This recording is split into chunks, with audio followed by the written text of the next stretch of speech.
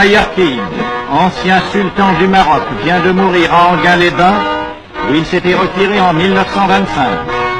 Voici l'ex-souverain au studio Pathé Cinéma à Vincennes en 1912.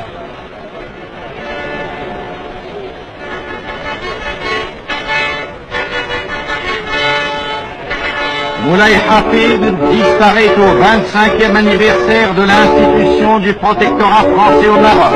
C'est à peine dans son palais que fut signée par lui le 30 mars 1912 la Convention franco-marocaine.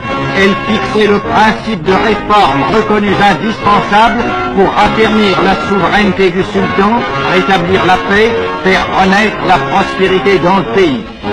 La plus grande misère régnait alors sur l'empire chérifien, livré sur la plus grande partie de son territoire à des désordres sanglants. Le général Lyautey, nommé résident général au Maroc, mit aussitôt en œuvre de puissants moyens pour occuper et pacifier le pays. La conquête de Taza ouvrit le chemin de l'Atlas, où s'agitaient de redoutables tribus rebelles.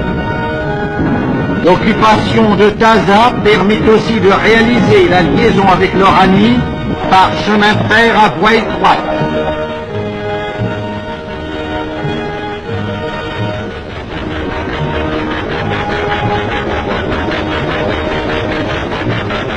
La Grande Guerre obligea le général Lyautey à réduire ses effectifs. Il réussit quand même à maintenir le calme dans ce pays naguère encore déchiré par des conflits sanglants. D'autre part, il entreprit d'organiser l'Empire et de mettre en exploitation son sol et son sous-sol, de construire des ports et de créer des œuvres sociales qui furent souvent plus efficaces que les armes dans l'œuvre de pacification. Aujourd'hui, les ports marocains, dotés d'un puissant outillage moderne, reçoivent annuellement 3800 navires.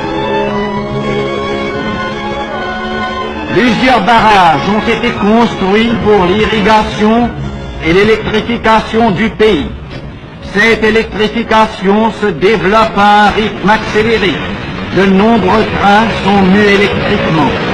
Le réseau de chemin de fer en service atteint une longueur totale de 2700 km et des lignes nouvelles sont en voie d'achèvement.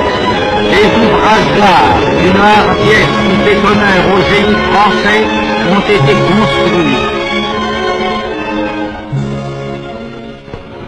Le réseau routier dépasse 6700 km. Le nombre d'autos est proportionnellement plus élevé au Maroc que dans la métropole. 10 millions d'hectares ont été défrichés et mis en valeur par la collaboration franco-marocaine. Le Shell compte à ce jour plus de 12 millions de têtes.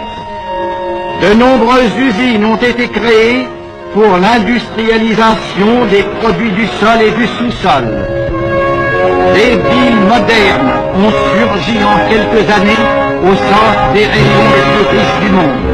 Des lignes aériennes les relient entre elles et 10 heures à peine les séparent de la France. Le maréchal Lyautey a eu soin de ne pas toucher aux villes marocaines, conservées comme autant de témoignages historiques de l'antique pays des sultans. Sans toucher aux coutumes ni aux mœurs des indigènes, la civilisation française a réalisé une transformation presque miraculeuse. Le sultanat a retrouvé son prestige et rétabli sa domination.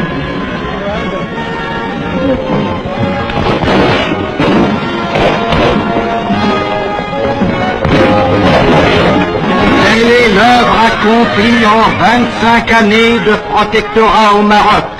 La paix française continue de favoriser l'œuvre humaine entreprise à l'abri des deux drapeaux dont l'union symbolise la prospérité et le bonheur du peuple marocain.